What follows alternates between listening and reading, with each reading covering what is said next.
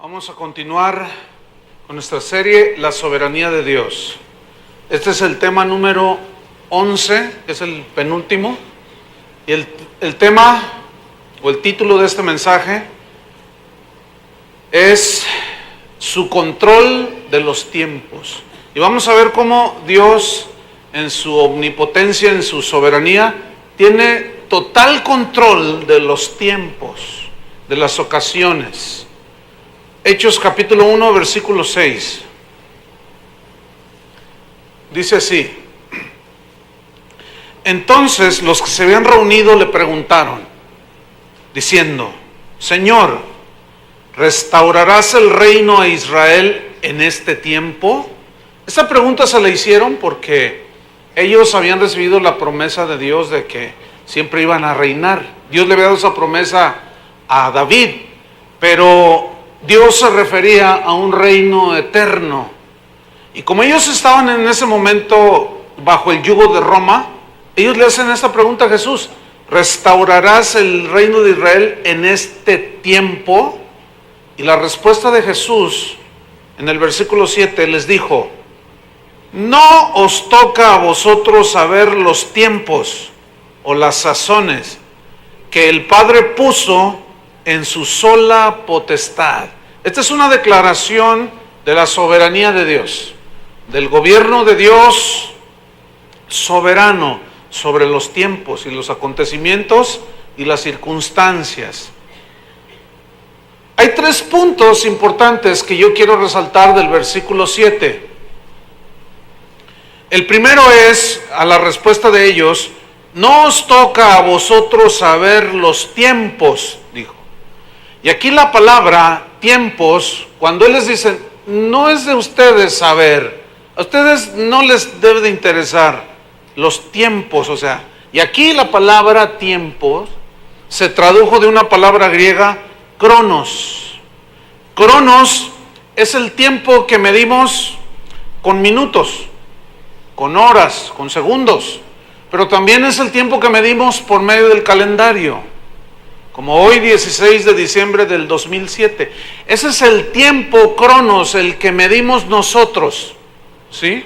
Bien, entonces ¿qué les dice el Señor? A ustedes no les toca saber ni la hora ni el día de ciertas cosas que solo al Padre le competen, porque ni la van a entender, ni van a saber qué hacer, pero solamente lo revelado es para ustedes. En otras palabras, de cronos es donde viene la palabra cronómetro, que es con el que medimos el tiempo, ¿sí? Con un reloj. Y luego enseguida dice: no os toca a vosotros saber los tiempos y las sazones. Aquí la palabra sazones es una palabra kairos, y kairos también significa tiempo.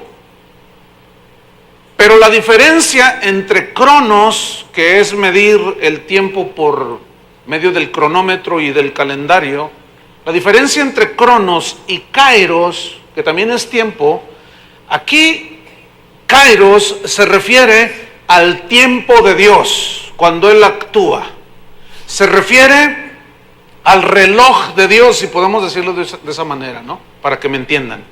Se refiere al calendario de Dios. Es decir, que en los tiempos señalados por Dios en su calendario se cumplen en el cronos de nosotros, que medimos por días y fechas, ¿sí? Se cumplen sus propósitos y sus planes. No sé si alcanzaron a distinguir la diferencia. Otra vez, cronos es el tiempo que nosotros medimos, es el reloj, el tiempo y los días que nosotros medimos. Y kairos es el calendario de Dios, es el reloj de Dios. Aunque para Dios no existe el tiempo, porque en la eternidad el tiempo no existe. No sé, porque no existe el tiempo. Bien.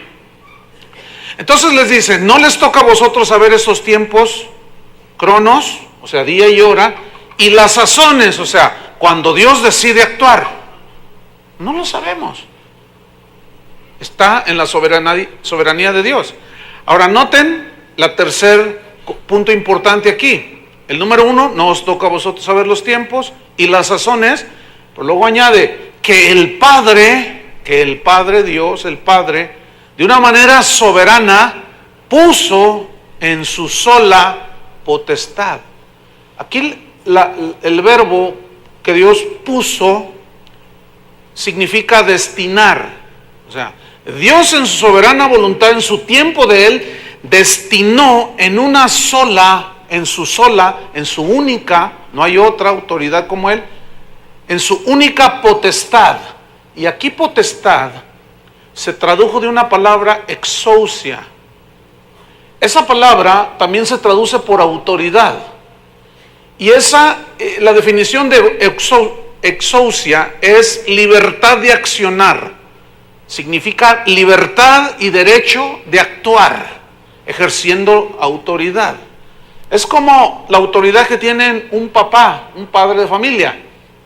Tiene la potestad, la exousia, tiene la autoridad, la libertad de accionar, el derecho y la responsabilidad de actuar, educando a sus hijos. Y a nadie le pide permiso.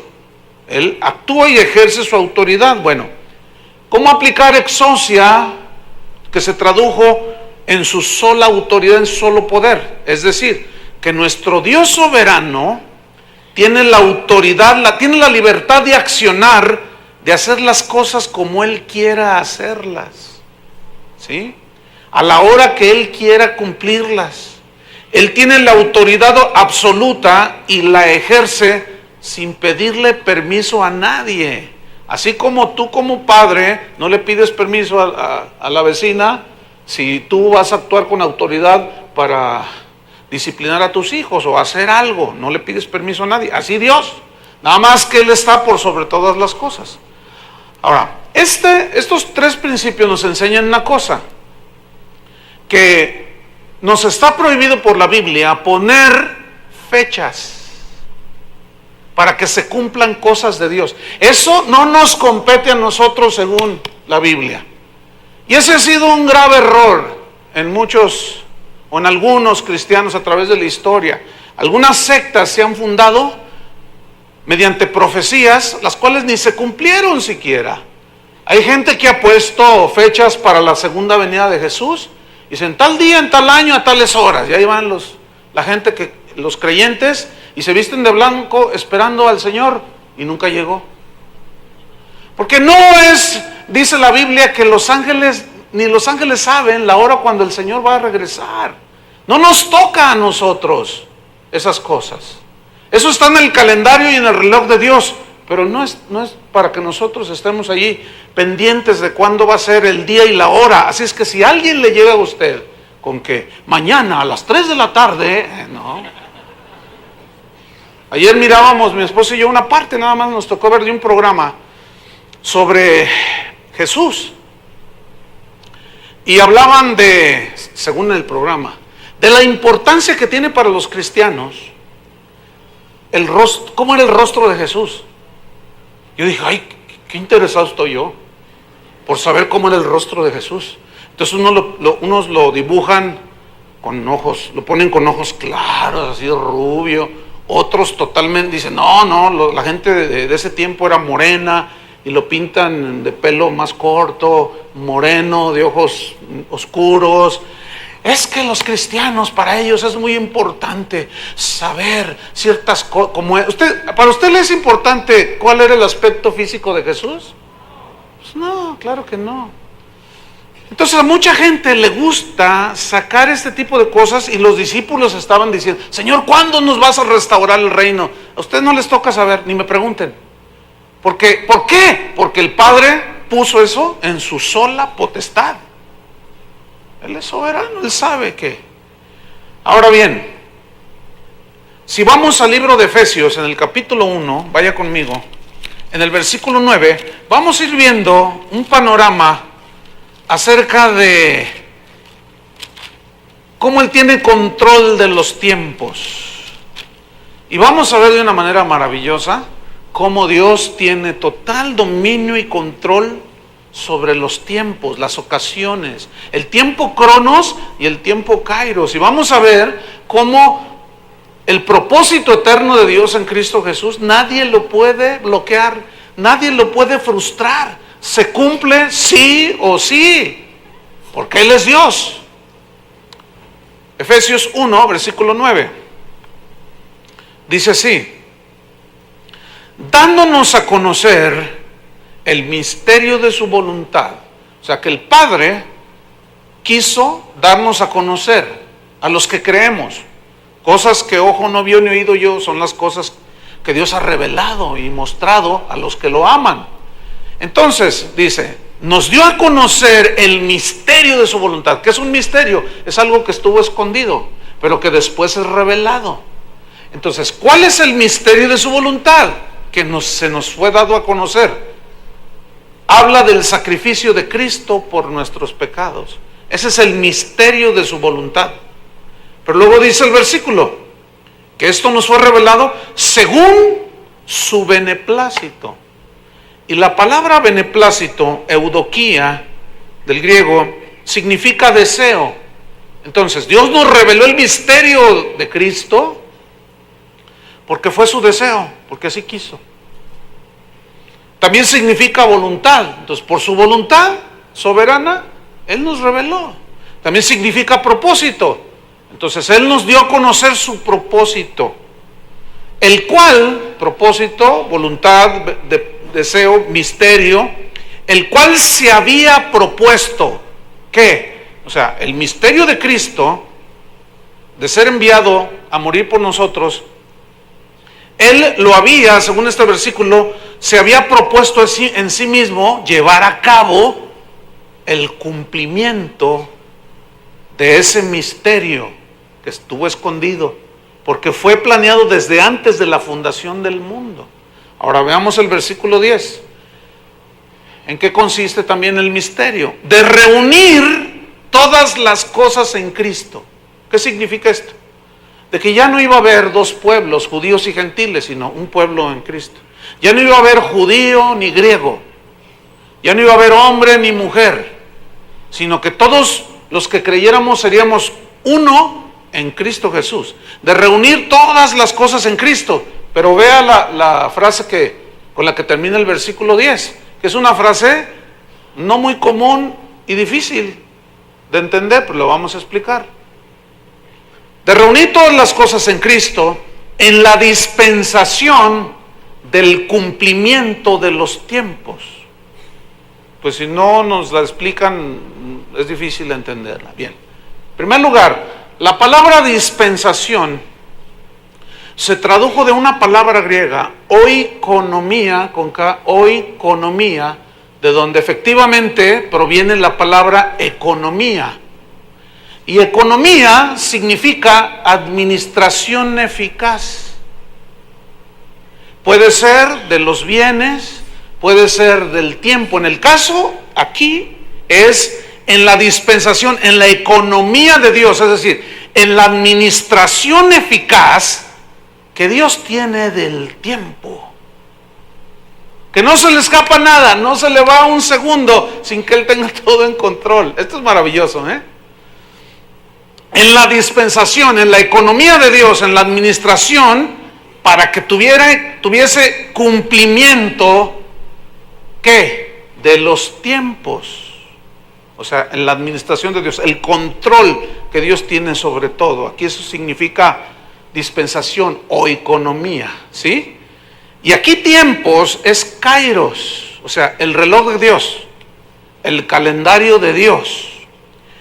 Y en síntesis lo que está diciendo es lo siguiente, que el sacrificio de Cristo se cumplió según su deseo, según sus planes, según su voluntad, según su propósito, en el horario de Dios, en el calendario de Dios. Y esto me habla de la grandeza de nuestro Dios, que tiene un control extraordinario sobre los tiempos, sobre el tiempo cronos y sobre el tiempo kairos. Eso habla de la soberanía y del poder del Dios al que servimos. ¿Cuántos le dan gracias? Entonces, si Él tiene dominio sobre todo eso, aunque no nos toque saber el día ni la hora, nosotros debemos de descansar y confiar que Él tiene todo en control y a su tiempo lo que Él ha planeado se cumplirá. Yo en años pasados llegué a preguntarle en alguna par de ocasiones al Señor. Le dije, Señor, ¿por qué no me convertí cuando tenía 12 años para no desperdiciar 8 años? Me convertí a los 20. ¿Y saben cuál es la respuesta? Porque no era mi kairos, porque no era mi tiempo. Y a veces estamos nosotros ahí desesperados por ciertas cosas. Debemos de descansar en el Señor, porque los planes que Dios tenga para ti y los tuyos, nadie los puede intervenir, nadie los puede boicotear, fíjate, porque Dios es todopoderoso. Y es lo que vamos a ir viendo, cómo Dios tenía dominio total sobre los tiempos y las ocasiones, en su sola potestad.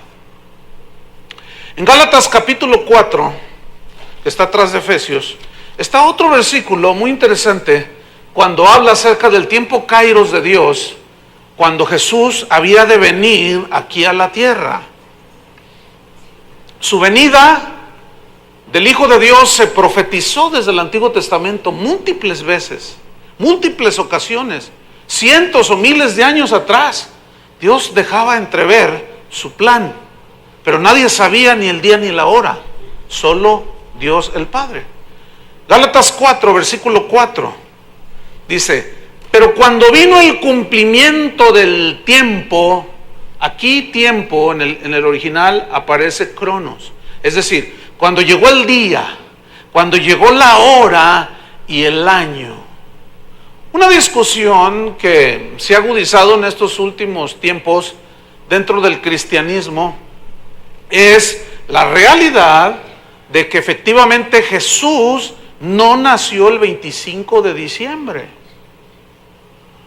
Esa fecha comenzó se estableció después de que Constantino supuestamente se convirtió al cristianismo. Pero el 25 de diciembre no es la fecha exacta del nacimiento de Jesús. La mayoría de los estudiosos, debo advertir que no se conoce la fecha exacta, pero eso no niega la historicidad del personaje de Jesús. Es como muchos personajes en la historia universal que están ahí, las pruebas de todo tipo de que existieron, pero se ignoran las fechas de su nacimiento. Pues en el caso del nacimiento de Jesús es lo mismo. Los eruditos, los que se meten a estudiar este tipo de cosas, ellos no dan una fecha exacta, pero ellos dicen que Jesús con exactitud nació entre marzo y junio del año 4 después de Cristo. O sea que cronométricamente hablando está desajustada el tiempo cronos. Entonces el tiempo cronos que nosotros medimos, nos equivocamos. ¿Se fijan? ¿Cuántas veces se han equivocado en fechas? Sobre todo las hermanas. ¿Cuándo naciste? Ayer, dicen. Ellas se equivocan mucho en el tiempo cronos, ¿verdad? Están jovencitas, todo el mundo. Pero en el tiempo kairos, Dios no se equivoca como nosotros. Ahora, nosotros como cristianos, no nos interesa tanto si nació el 25 o no, ¿cierto? Para nosotros lo importante es que nació. Ahora, cuando estas cosas no las ubicamos bien, entramos en unas cosas así medias, como que no van con nosotros. Como por ejemplo, no tengo nada que cenar el 24. ¿Y? También te pasó en febrero del 85. ¿Cuál es la diferencia entre el 24? Es que el 24 es una fecha, bueno, está bien, o sea, hagan su cenita. Nosotros hacemos un asado entre mexicano y argentino, una mezcla allí, pero bien rica. Y nos pasamos con la familia, pero no nos es muy importante la exactitud del día, porque aún el Señor, fíjense, a ustedes los días no les interesa eso. Entonces sigo en Gálatas 4. Pero cuando vino el cumplimiento del tiempo, del cronos, del día, la hora y el año, Dios, el Padre, que tenía ya ese plan, ¿qué hizo? Envió a su Hijo. Haya sido el 3 de marzo, el 24, el que sea. Bien. Dice que envió a su hijo, es decir, lo envió con una misión. La palabra envió significa en el griego envió con una misión. Pregunta, ¿cuál era esa misión? Morir por nosotros. Ahora, envió a su hijo nacido de mujer. Ahora les voy a hacer una pregunta muy obvia. El que no la responda, no respondo. A ver, ¿de cuántas mujeres debería de nacer el Cristo humano? Te dice, ay, pastor. Hasta parecen las preguntas del juego ese que jugamos el otro día de preguntas bíblicas, bien obvias. ¿De cuántas mujeres debería de nacer el Cristo humano? Díganlo. Ay, algunos me dijeron, no, de una. Pues sí, de una. Es una pregunta muy obvia. Ahora, ¿por qué hago esta pregunta tan obvia? Porque les voy a hacer otra pregunta. ¿Ustedes creen que en Israel había otras mujeres piadosas, amadoras de Dios, buenas, santas, entregadas a Dios? ¿Ustedes creen que había muchas otras aparte de María? Por supuesto que sí. Pero Dios es muy obvio. Dios es muy lógico aquí y dijo, tengo que escoger a una. Pero pudo haber sido Petra, ¿no? Pudo haber sido Gumesinda, pudo haber sido Patti, pudo haber sido Susi. Pues no, fue María. ¿Pero por qué María? Porque Él quiso. Porque Él la escogió a ella. Porque Él quiso así. Pero no porque fuera la mejor mujer de Israel. Como lo vamos a ver en Lucas. Abra su Biblia. En Lucas, capítulo 1. En el Evangelio de San Lucas. Y estamos viendo que Él tiene su dominio de los tiempos, su control de los tiempos. Lucas capítulo 1, versículo 26. En los anteriores versículos narra la historia de Elizabeth, que era pariente de María, era anciana y quedó embarazada en su vejez. Y de ahí nació, ¿quién nació de ahí? Juan el Bautista, muy bien. Una palomita. Nació Juan el Bautista. Ahora yo quiero que usted ponga atención. De Juan el Bautista se profetizó en el Antiguo Testamento. Se dijo de la voz que clamaba en el desierto del que iba a preparar el camino del Señor. Yo quiero que vaya notando el dominio que Dios tiene sobre los tiempos y sobre todo las circunstancias. 6 meses, el ángel Gabriel se le aparece a Elizabeth, le dice, vas a tener un bebé, etcétera. Queda embarazada en su vejez. Versículo 26. Al 6º mes, o sea, del embarazo de Elizabeth, el ángel Gabriel fue enviado por Dios a una ciudad de Galilea llamada Nazaret. Mire, en Nazaret vivía María y José. Versículo 27. Fue enviado a Nazaret. ¿A quién? A una virgen. Fíjense cómo dicen, a la virgen. A una. Significa que había ¿cuántas? Muchas en Israel. A una virgen desposada con un varón que se llamaba José. Desposada, aquí significa comprometida para casarse. Con un varón que se llamaba José.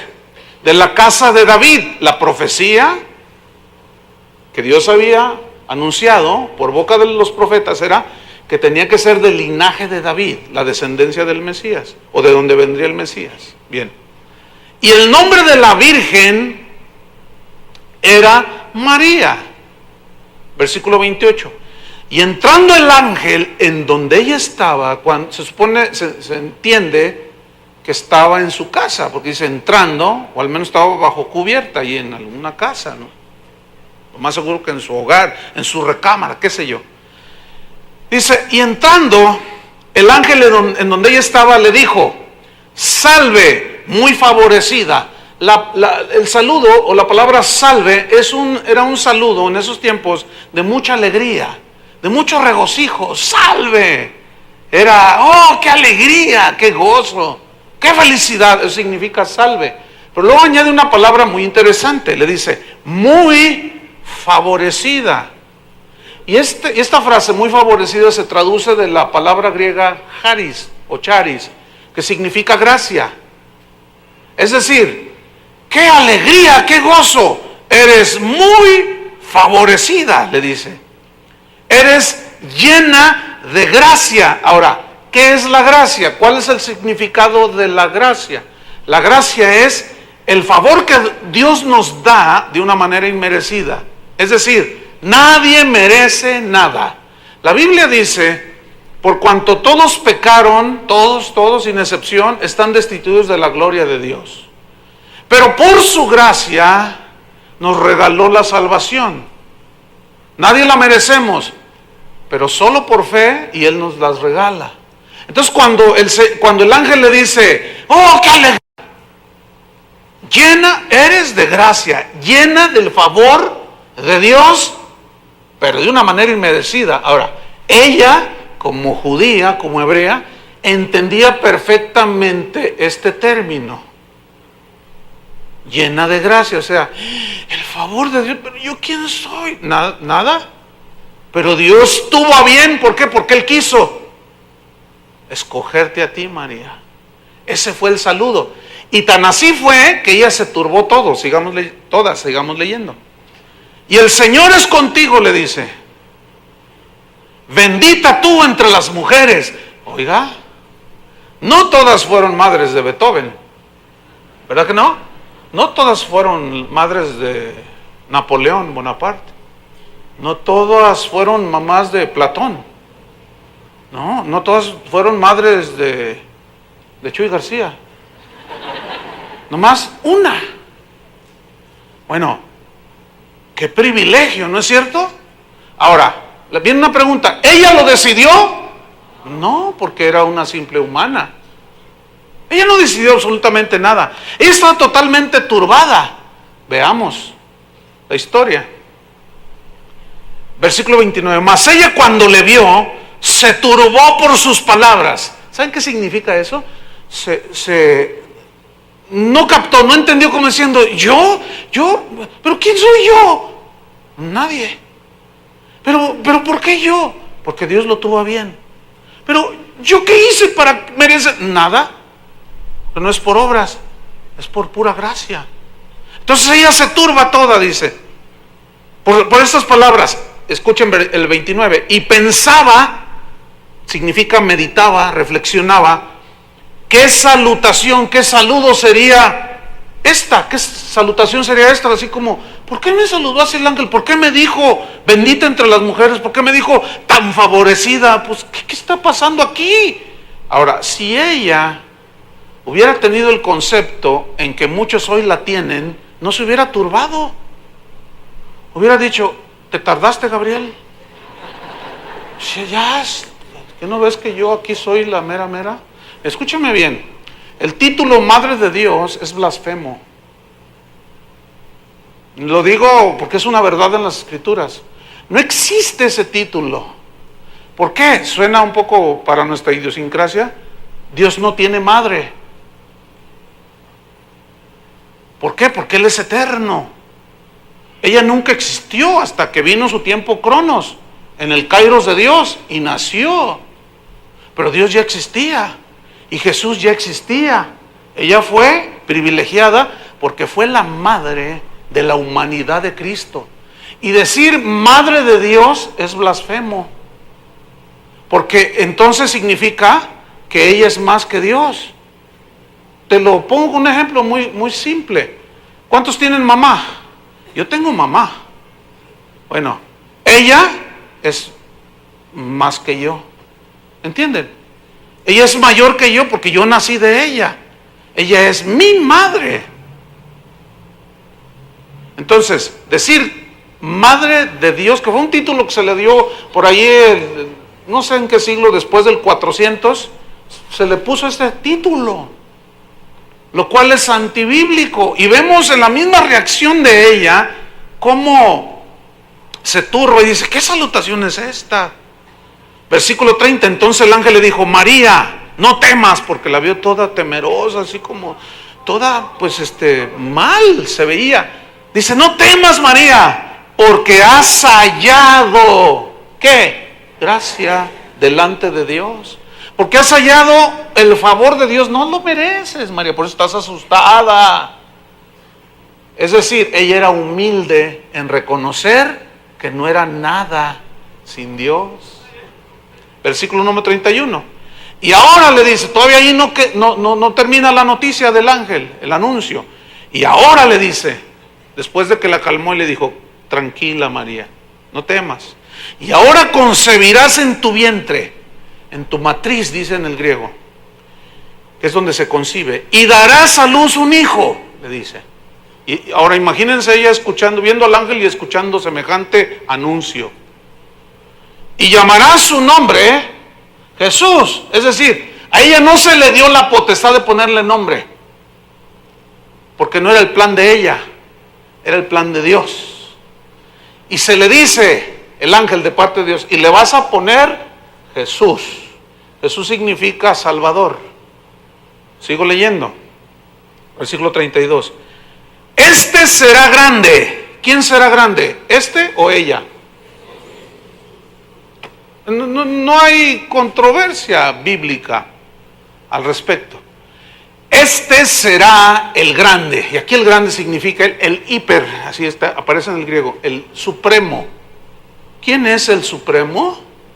Pues el santo ser que iba a nacer. Él iba a ser el grande. Ella nunca asumió que ella iba a ser la grande. ¿Verdad que no? Porque era una mujer piadosa, amaba a Dios, pero los hombres hacemos de los hombres lo que no deberíamos hacer. Entonces le dice y le aclara: este será grande, o sea, Jesús, y será llamado Hijo del Altísimo, o sea, el que está por sobre todas las cosas.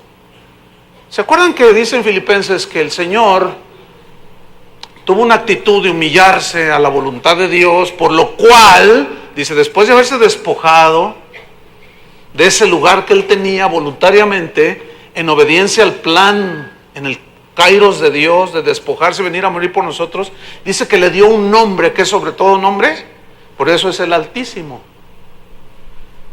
Y será llamado Hijo del Altísimo. 32, estoy leyendo ahí. Y el Señor Dios le dará el trono de David su padre, porque esa había sido la promesa antigua. 33.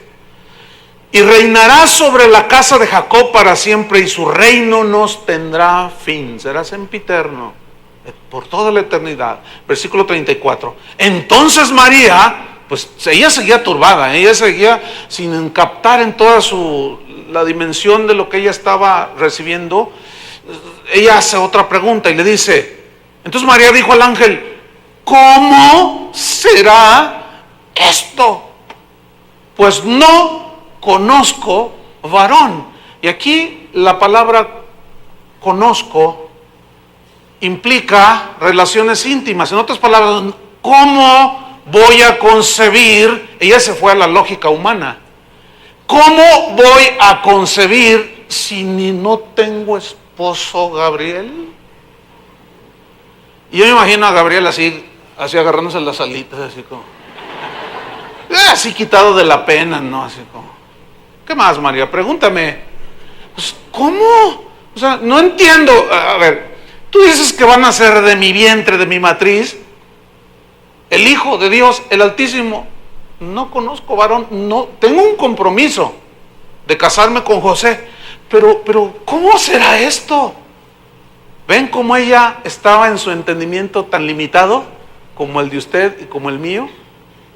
Sin embargo, ahora la han hecho diosa, que está en todas partes. Ella no puede estar en todas partes. ¿Cómo será esto? Pues no conozco varón. Versículo 35, respondiendo el ángel le dijo: el Espíritu Santo vendrá sobre ti, y el poder del Altísimo te cubrirá con sus alas. Cubrirá significa te abrazará con sus alas, o sea, con tu protección. Pondrá la semilla en tu matriz. ¿Habrá algo imposible para Dios? Como Dios no es hombre, Algunos herejes se han atrevido a decir que el Espíritu Santo tuvo relaciones con María. Esa es una herejía, hermanos. Y luego esos maestros comienzan, les voy a enseñar una revelación. El Espíritu Santo tuvo relaciones con María. No había otra manera de concebir. Y la gente que está oyendo dice, ¡ay, qué tremendo! Esa es una herejía, señores y señoras, hermanas y hermanos y parientes que nos visitan. No, el poder de Dios, Dios no es hombre, hermanos. Dios es espíritu. Y puso la simiente de Dios en la matriz de María. Ok. Por lo cual el santo ser, no se me duerman porque esto está buenísimo, Por lo cual el santo ser que nacerá, será llamado Hijo de Dios. Versículo 36.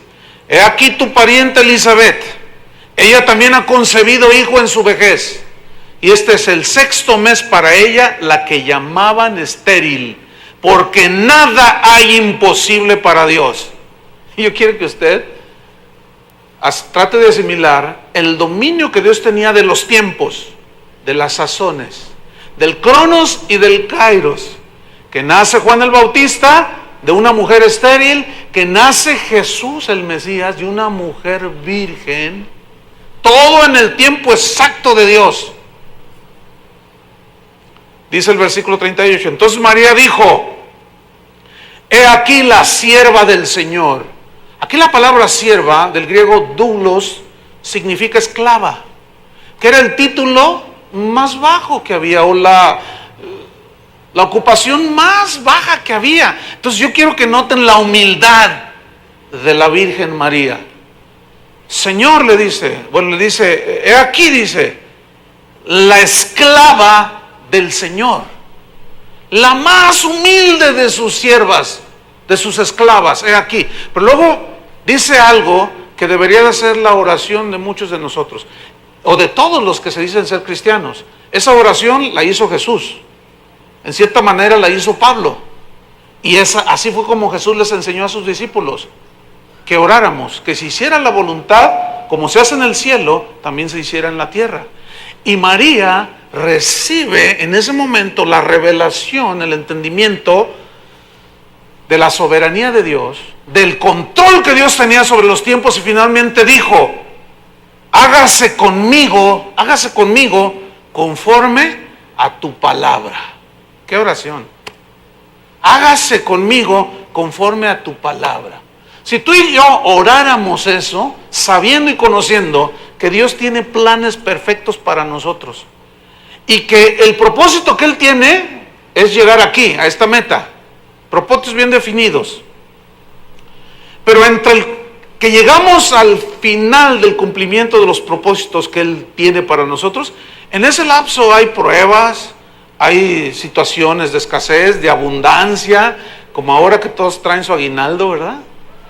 Andan todos contentos, ahí felices, pero luego en enero otra vez sin nada en la bolsa, la cuesta de enero, y bueno, en ese cumplimiento pasan muchas cosas, pero lo que yo quiero señalar, hermanos, es que todo eso está dentro del plan de Dios.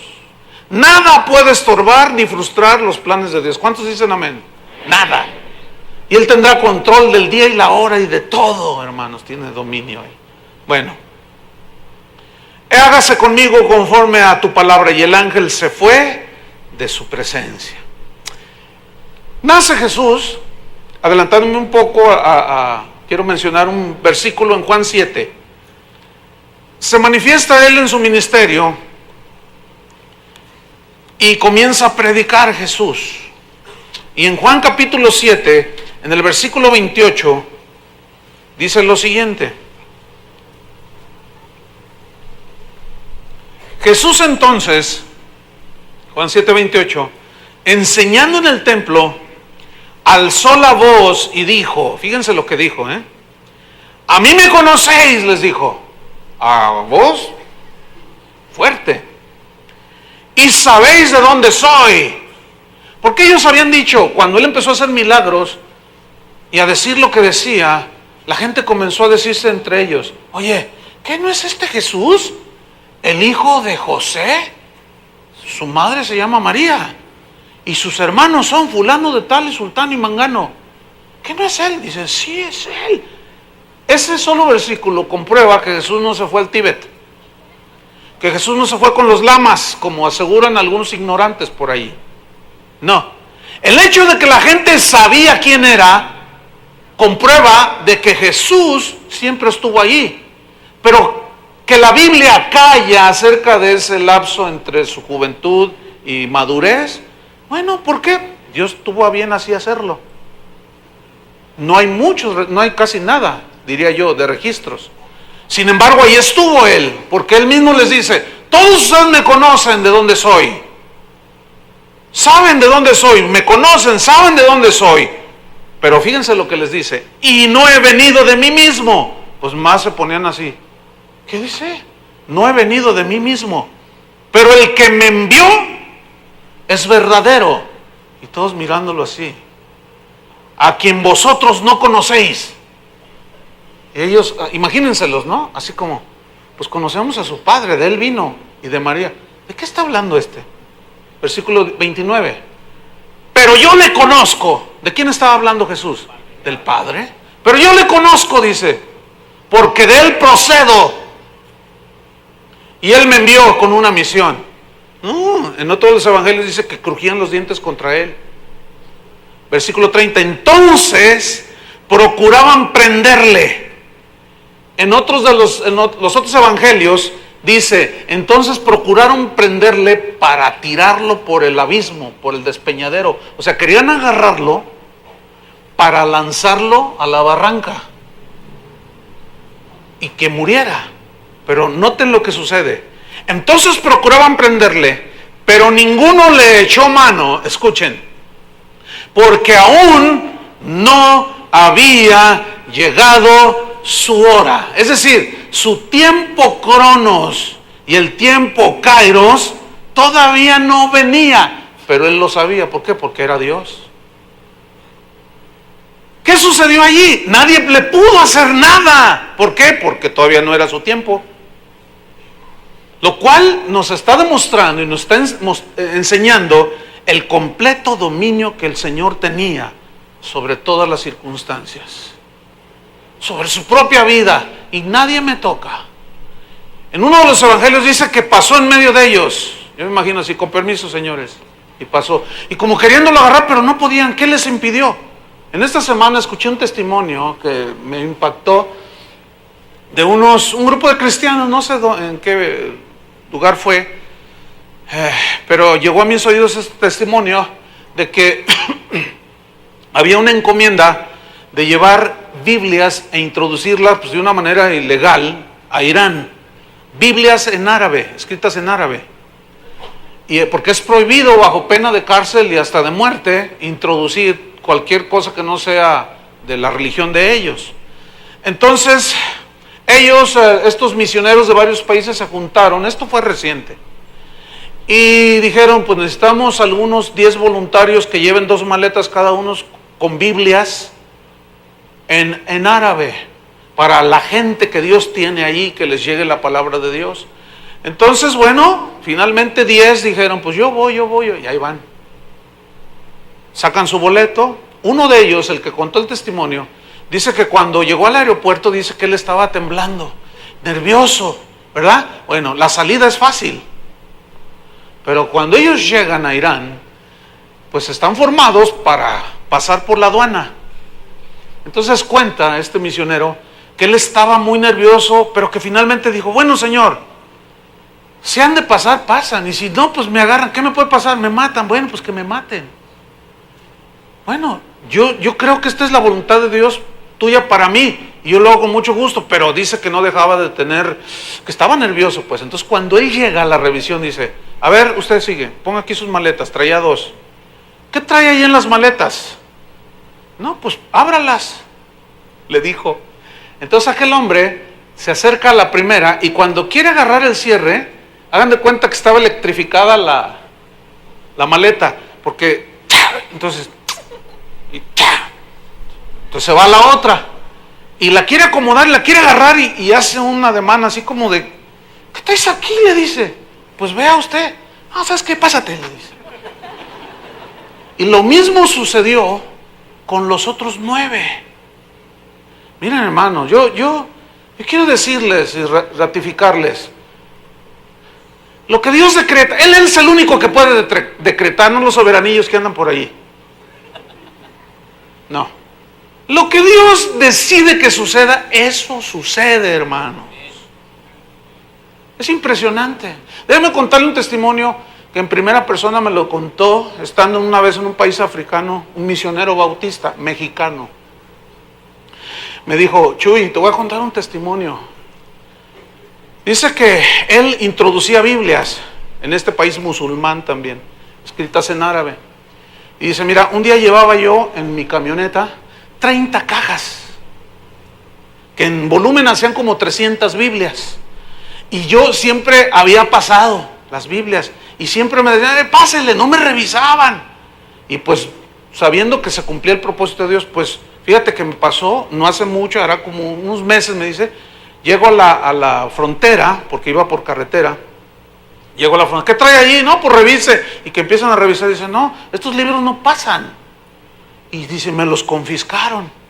Dice, pásese usted. Digo, bueno, no me detuvieron. Yo me pasé, dije, bueno, señor, gracias. Para el otro hago otro intento. Entonces dice que yo, en el trayecto a mi casa, eran un par de horas, pero fui a hacer otras ocupaciones. Cuando regreso a mi casa, Chuy me dice, y empieza a llorar el hermano. Dice, cuando regreso a mi casa, mira, dice, yo vivo en un lugar donde, en un edificio, pero la calle principal hace una curva y el edificio está aquí. Entonces, el estacionamiento está del otro lado de la calle principal, es como una playa de estacionamiento. Entonces yo llegué y me estacioné, y me paro allí para pasar la avenida y entrar a mi departamento. Y si estoy parado ahí, y vienen los carros, y en eso me quiero atravesar, y veo un camión de la basura, que venía todo lo que daba. Y yo me le quedé viendo, y cuando menos lo pienso, ya lo tengo aquí cerca. Entonces yo me hice para atrás porque dije, no va a alcanzar a dar la curva y me va a arrollar. Entonces dice que él se hizo para atrás, y efectivamente el camión pasó inclinándose, y justo enfrente de él, que se cae la basura. Entonces dice que él se tiró para atrás. Dice, ¿pero qué crees, Chuy? Y él llorando. ¿Sabes qué eran? Las Biblias, Chuy. Yo me quedo así, las Biblias, dice, eran las Biblias, dice. Lo cual me sigue a mí mostrando que nadie detiene a Dios. Escuchen esto, hay algunos maestros de la Biblia que no alcanzan a ver más allá de la atmósfera terrestre.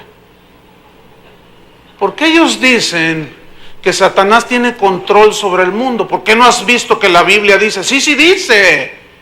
Sí dice, ¿no es cierto? Juan lo dice, Pablo lo dice, que el mundo entero está bajo el maligno, bajo el dominio del maligno.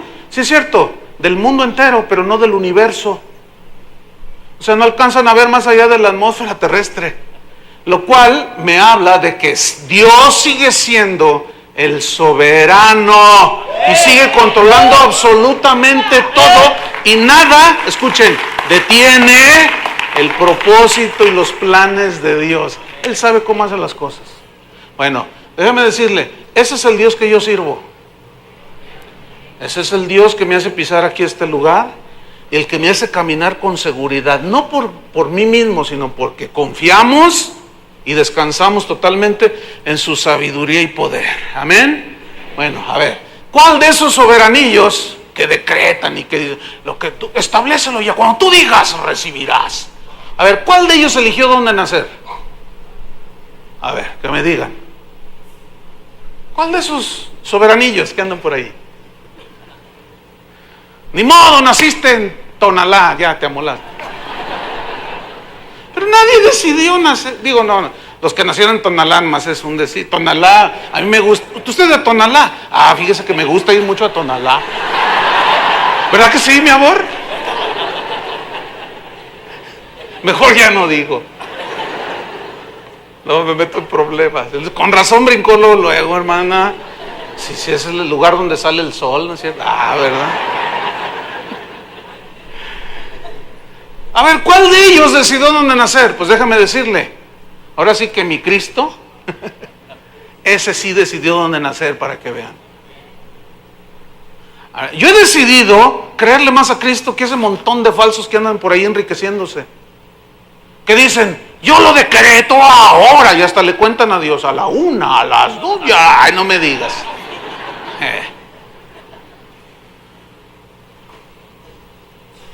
Esos son falsos maestros que se han opuesto a la soberanía de Dios, la anulan con sus declaraciones fantasiosas. Pues Jesús decidió dónde nacer, ¿cómo la ven? ¿Saben dónde decidió nacer? Pues en Belén. Vamos a Lucas, volviendo otra vez a la niñez de Jesús. Lucas 2, versículo 6.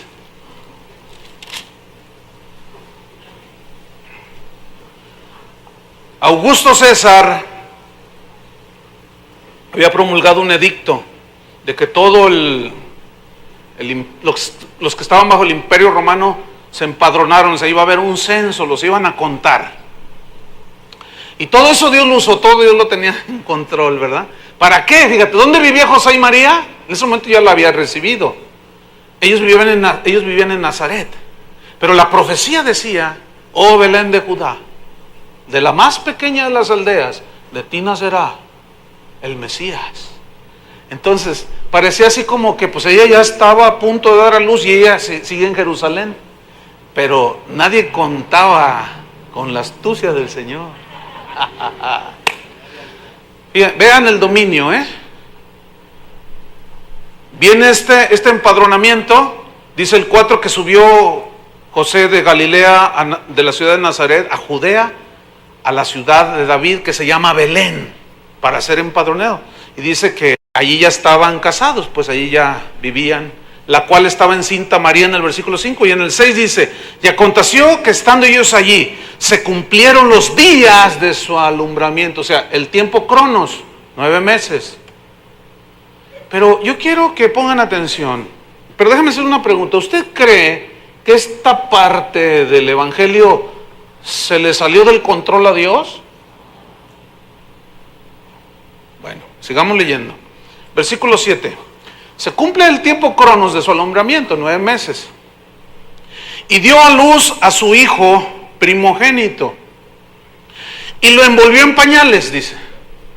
Como se acostumbraba y se sigue acostumbrando. Y lo acostó en una cuna de oro, porque no había lugar para ellos en el Holiday Inn. Mire, usted se ríe, pero yo quiero que piense un poquito. El profeta o los profetas habían profetizado que el Mesías sería desechado. Yo creo que fue desechado porque confesaron negativo. Fíjese. Los profetas habían profetizado que el Señor iba a ser pobre y angustiado, varón de dolores. ¿Por qué Malaquías no los ató, oiga? ¿Qué confesiones tan más negativas? Yo he llegado a pensar, entre comillas, o sea, estoy ironizando, he llegado a pensar que Jesús fue pobre porque confesaron negativo los profetas. ¿Usted cree eso? Pues tampoco crea lo otro. Tampoco les crea a esos mentirosos. Porque si así fuera, entonces ¿de qué se trata esto? Entonces el poder está en tu lengua. No me digas, de esa me como 3 tacos. No, hermano, no. Dios es soberano y Él sabe cómo hacer las cosas. ¿Estamos o no? Bueno, ahora, vamos a poner atención en esto. Dice que envolvió al niño, no en tela de seda ni nada, ni lo acostó en una cunita, ¿verdad? Como las de hoy. A ver, ¿quién de ustedes, o quién no, de los que estamos aquí, cuando iban a nacer el primer hijo, ¿se acuerdan? No, hombre, pues la mejor cuna, las mejores, los mejores edredones, las mejores mantillas, todo lo mejor. No, hombre, ahora les compran hasta de esas cunitas que nomás le hacen un switch y se empiezan a mover solas. ¿Las han visto? Y los empiezan a arrullar y se hace más flojo el papá porque no va a arrullarlos. Y ahí están, y luego hasta les ponen musiquita. No, oiga, humanamente hablando, ¿qué padre no quiere que su hijo nazca en las mejores condiciones? Pues humanamente todos desean, nadie quiere que nuestros hijos nazcan en el seguro social, que equivale como al pesebre. Discúlpenme los que trabajan en el seguro social. Pero ustedes mismos me han dicho, no, sí es cierto, pastor, es de lo... Bueno, ya no voy a hablar de eso. Mejor voy a hablar del evangelio. Mire, cuando dice pesebre, esta palabra pesebre se tradujo de una palabra griega, fatné, que alude a un establo.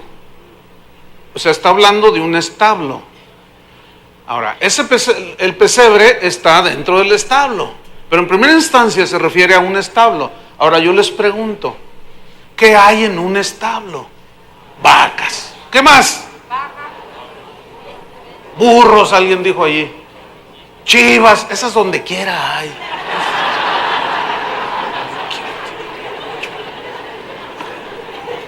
¿Hasta dónde andaban las chivas en el establo? Hay guajolotes, me dijo una señora en la mañana. Hay guajolotes, dice, o pavos. En un establo, hermanos, hay puros animales. Yo les hago esta pregunta. ¿A usted se le ocurriría que su hijo naciera ahí? ¿Lo deseara? ¿Desearía? No. Pero ¿por qué Dios el Padre determinó que su hijo naciera ahí? A mí se me funde allí ya los fusibles. De la grandeza, ¿cómo explicarlo? Me faltan palabras. Porque nuestra finita humanidad y finito entendimiento no lo captamos en su grandeza, pero solo al Padre. Dice la Biblia, lo único que podemos ver es lo que dice la Biblia, que Él, siendo rico, se hizo pobre para que con su pobreza nosotros fuésemos enriquecidos, pero no como nos quieren hacer creer los del Evangelio de la Prosperidad, ricos espiritualmente, hermanos. Aunque algunos Dios los bendice materialmente. ¿Cuántos dicen amén? Bueno, pesebre, fatné, significa en el griego literalmente comedero de animales. Es decir, en el fatné, en el pesebre, es donde comían las vacas. Es decir, el lugar donde Jesús nació, que Dios lo determinó así, olía a vaca, a chiva, a guajolote, olía a animales, hermano. Yo quiero que usted trate de alcanzar a ver la grandeza del Dios que tenemos. Y alcance a ver también el por qué Dios a su Hijo Jesús le dio un nombre que es sobre todo nombre. Cómo se despojó para venir a morir por nosotros. Ahora, este pasaje, sigo diciendo en el versículo 8, está ahí en el pesebre y luego hay una frase, porque no había lugar para ellos en el mesón. Es decir, que a Dios se le escapó de las manos el control y no hizo reservación en el mesón de Belén. ¿Usted cree eso? Por supuesto que no. No había hospedaje, porque era un censo, la gente iba allí a Belén. No había. ¿Usted cree que a Dios se le escapó? No, hermano. Escúcheme bien, cuando usted pierda un avión, si lo llega a perder así que se le fue por alguna razón, no haga sus panchos ahí. Hermano, mire, si usted alcanzara a captar que Dios tiene todo en control. Mire, cuando yo viajo con toda confianza, siempre. Hay veces que el avión se atrasa 2 horas. Una vez me tocó quedarme 10 horas allá en Centroamérica esperando que saliera un avión. Pero qué sé yo de qué me guardó Dios, qué sé yo qué plan. Mire, nunca se me olvida, eso fue en El Salvador. No, pues agarré mi Biblia y que me pongo a estudiar y de ahí Dios me dio un montón de cosas. Todo Dios lo tiene planeado, hermanos. Entonces mire, usted sale y que está ponchada la llanta, y ya va a ser Navidad. ¿Y por qué a mí? ¿Por qué a mí? ¿Han oído el comercial ese en el radio que dice, oye, ¿quién ganó? ¿Los Vaqueros de Dallas? ¿Han oído ese? ¿Quién ganó? ¿Los Vaqueros de Dallas? No, perdieron. Dice, ay, no, Dios mío, ¿por qué a mí? ¿Por qué a mí? ¿Qué hice yo, Dios mío? O sea, que no ganó la quiniela, que no ganó el dinero. O sea, y así estamos muchos de nosotros, hermanos. O sea, como no entendemos, como todavía no nos cae el entendimiento de que Dios tiene control de todo, hermanos. No diga, ¿por qué a mí? ¿Qué hice yo? Pues nada. Pero a estas alturas, ¿usted sigue creyendo que Dios tiene todo en control? Bueno, eso nos hace entrar en una seguridad y en una paz, ¿no es cierto? Bueno, sigo con la historia, versículo 8. Había pastores en la misma región que velaban y guardaban las vigilias de la noche sobre su rebaño. Y aquí se les presentó un ángel del Señor y la gloria del Señor los rodeó de resplandor y tuvieron gran temor. Yo quiero que note cómo los ángeles no llegaron al palacio de Buckingham. No llegaron al Palacio Real en España. ¿Por qué? Porque esa gente, como tienen todo, entre comillas, no necesitan a Dios. El Señor se fue con los del barrio, se fue con el pueblo, hermano, con los humildes, con los que reconocían que necesitaban a Dios. Dice, y la gloria del Señor los rodeó de resplandor y tuvieron gran temor. En el griego habla de que había como rayos de luz que los iluminaban y entonces ellos estaban todos, así como María, ¿no? Todos temerosos. Versículo 10, pero el ángel les dijo, no temáis, y los volvió a calmar. Y eso es lo que nos dice a nosotros a cada rato, no temáis, tranquilos, no temas, tranquilo. Porque aquí os doy nuevas de gran gozo, que será para todo el pueblo, ¿ven? Para todo el pueblo, la gente humilde, que os ha nacido hoy en la ciudad de David un Salvador, que es Cristo el Señor. Esto os servirá de señal, hallaréis al niño envuelto en pañales, acostado en un pesebre. Y repentinamente, fíjese el fiestón que hicieron de alabanza, apareció con el ángel una multitud de huestes celestiales. ¿Dónde estaban los pastorcitos? En el monte. No estaban en un auditorio suntuoso con plataforma hidráulica donde sale el pastor, así, ¿verdad? No estaba en un lugar donde hasta autos cuelgan, motocicletas cuelgan en los extremos de los auditorios cristianos de hoy, con un despliegue hollywoodense impresionante. No, el techo eran las estrellas, fíjese, y la cobija era la noche. Y se aparece el ángel y junto con él una hueste de ángeles con sus arpas y unos con sus guitarras, qué sé yo, y que se arma el congreso de alabanza. Tremendo, fíjate, dice, porque dice repentinamente, o sea que de pronto volaron a 1000 por hora, no sé, y llegaron, dice, vamos a hacer una fiesta. Qué tremendo. Con una multitud de huestes celestiales que alababan a Dios, dice, y decían, gloria a Dios en las alturas, alabado sea su nombre, y en la tierra paz, buena voluntad para con los hombres. Es decir, Dios ha tenido buena voluntad para con los hombres. Sucedió que cuando los ángeles se fueron de ellos al cielo, los pastores se dijeron unos a otros, pasemos pues hasta Belén y veamos esto que ha sucedido. Fíjese cómo creyeron, que el Señor nos ha manifestado. Vinieron pues apresuradamente, así yo me los imagino corriendo, y hallaron a María y a José y al niño acostado en el pesebre. Yo quiero que usted vea el maravilloso dominio de Dios en toda circunstancia y en todo tiempo. Qué maravilloso. Y para irnos sobre el final, hermanos, Jesús eligió de una manera soberana a sus discípulos. Él dijo, no me elegisteis vosotros a mí, sino que yo los elegí a vosotros. Pero lo que más me impacta de esta elección, de los que Él quiere, me impacta la elección soberana de aquel que lo iba a traicionar. Dice en Lucas 6:16, no lo busque. Está mencionando la lista de los discípulos que Él había elegido. Y dice, y entre estos Judas Iscariote, que llegó a ser el traidor. Y en Juan 6:70 dice, Jesús les respondió, ¿no os he elegido a vosotros los 12 y uno de vosotros es diablo?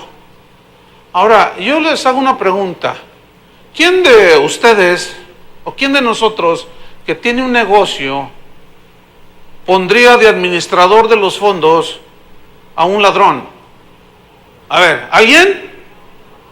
¿Verdad que no? Tú dices, no, yo no lo haría. Si yo tuviera un negocio, yo no lo haría. No, hombre, ¿cómo voy a poner al tranza aquí? Es más, ni siquiera lo contrato. Por eso se piden las referencias.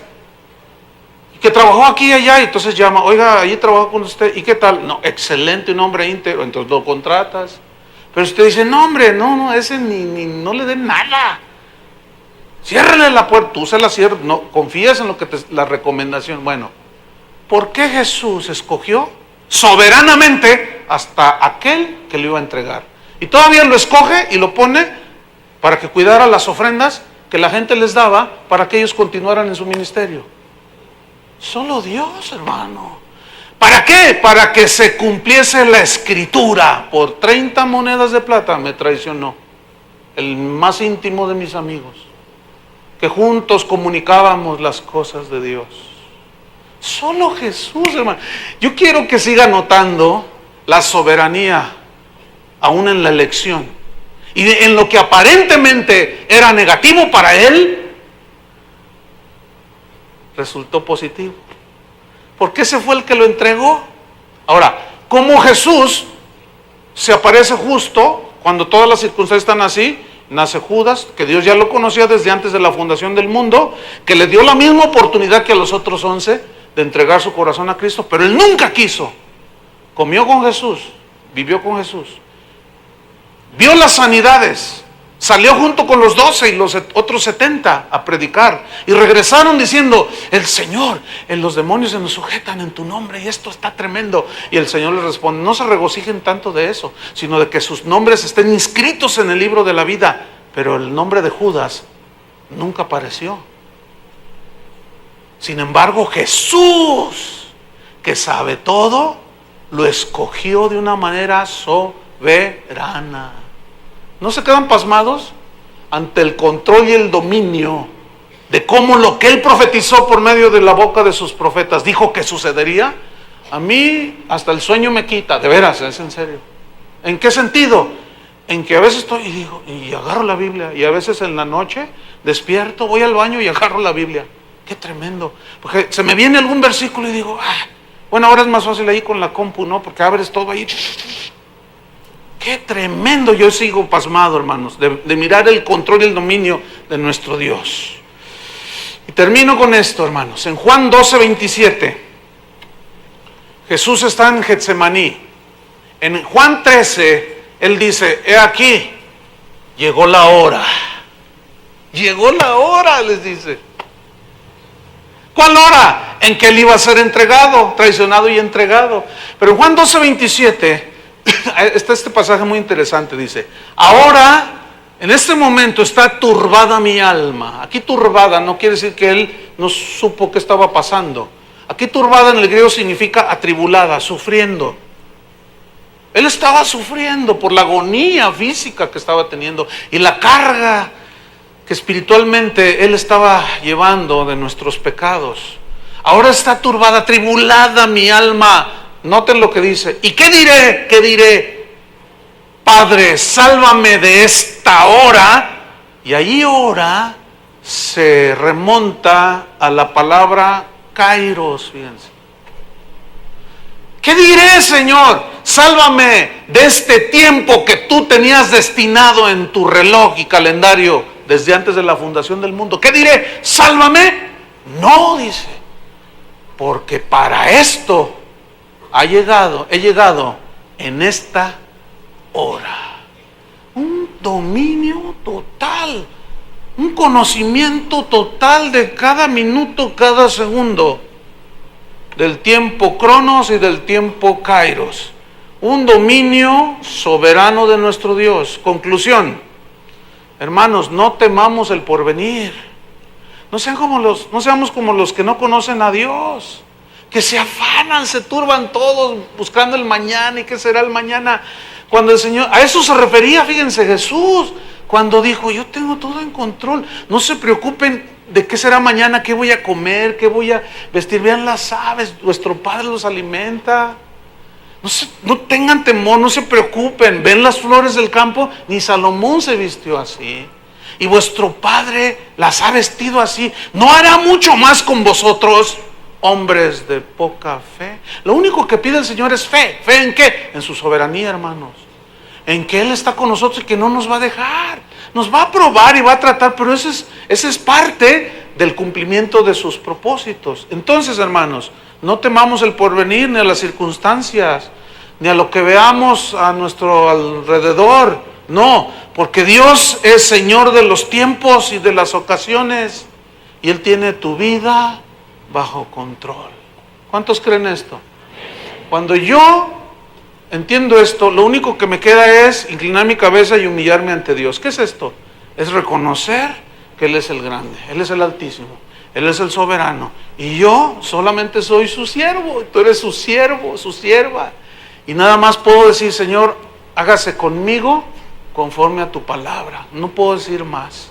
Yo estoy de acuerdo con tu voluntad porque sé que nada la interviene. Yo estoy de acuerdo, Señor, con lo que tú decidas hacer, como lo decides hacer, y yo camino con Dios en humildad. No nos resta más que adorarle, ¿no es cierto? Y humillarnos ante Él. Pónganse de pie. Y levanta tus manos al cielo.